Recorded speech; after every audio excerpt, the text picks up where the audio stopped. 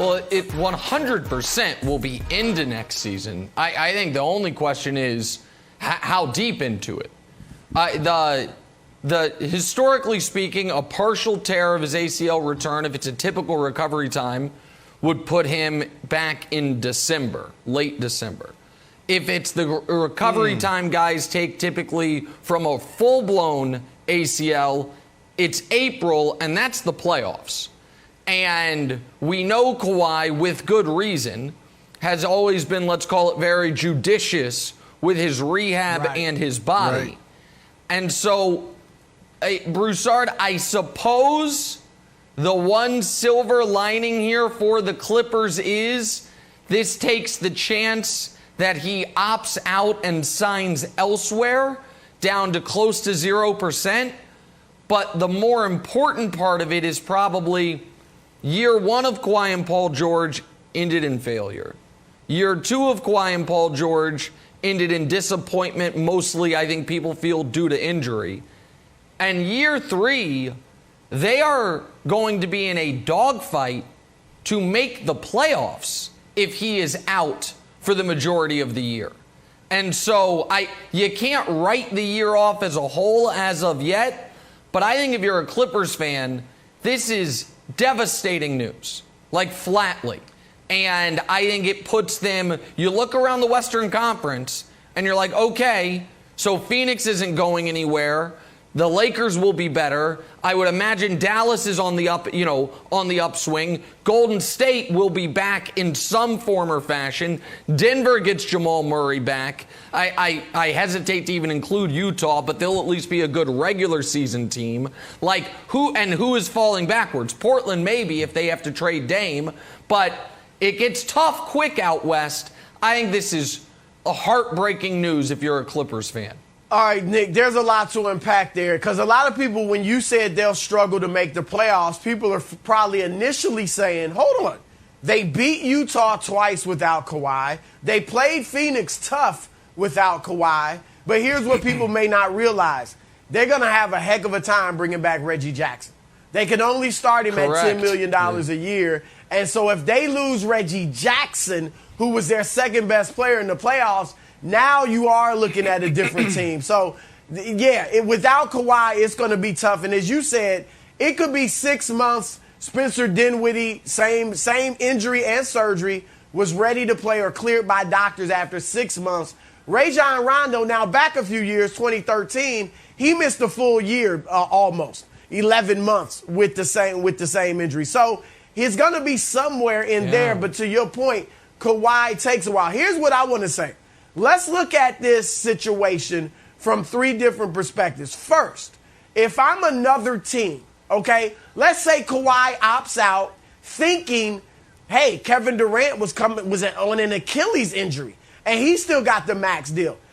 Kawhi Leonard is different from Kevin Durant.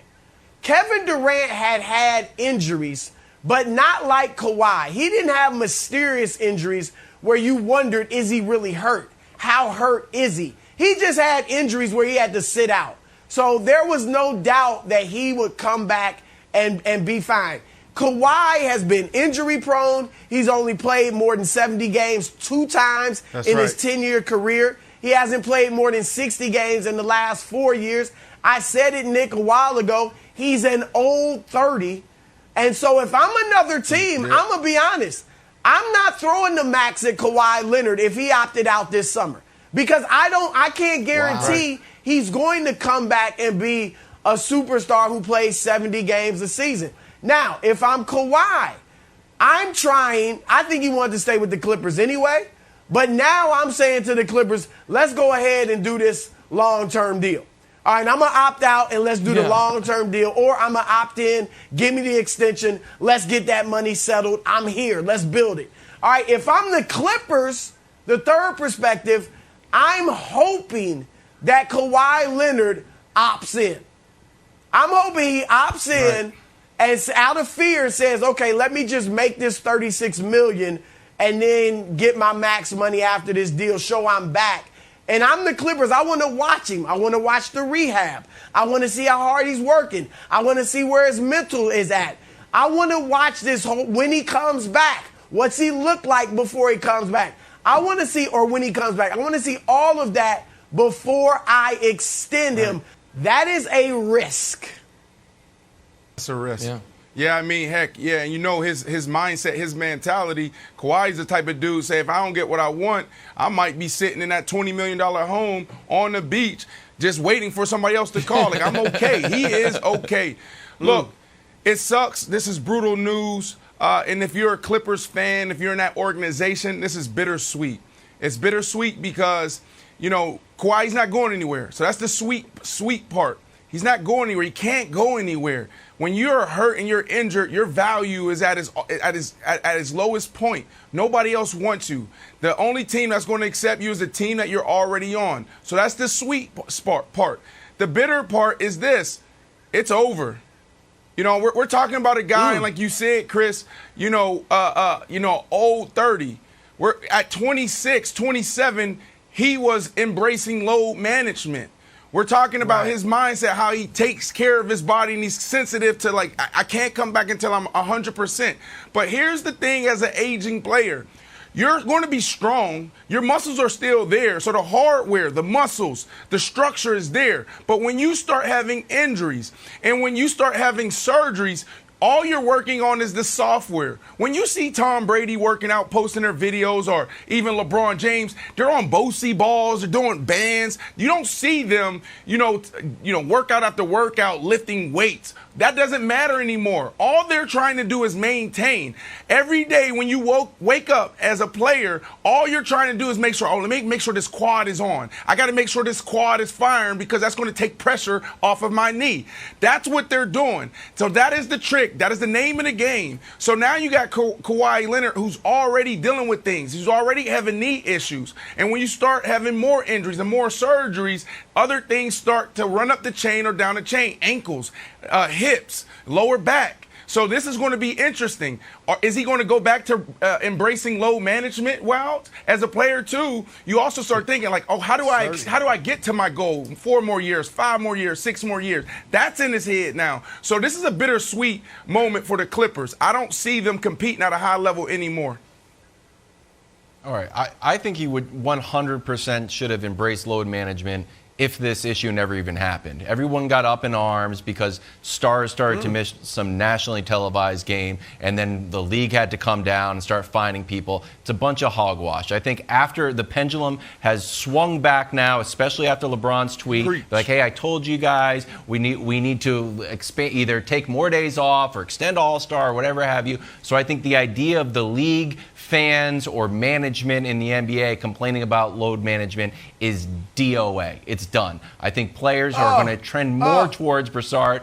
It is. It's just the way it is. I know. When we were growing up, Michael Jordan played 82 games after 36 holes of golf, and he would bring his golf club actually onto the thing. Like, it just doesn't matter. It's just not the way we are. It's the same way pitchers in 1900 used to pitch 36 innings. Oh, There's that's a no fair proof point. load I'm sure there's some management sites. That's actually not. Maybe. Adam Silver said that. Adam Silver said that.